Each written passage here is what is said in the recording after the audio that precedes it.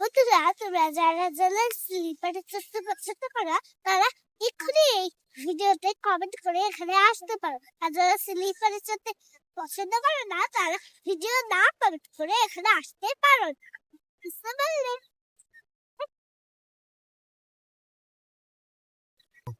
তোমরা যদি স্লিপারে না চড়তে পারো তাহলে আমি তোমাদেরকে শিখিয়ে দিব। দেখো,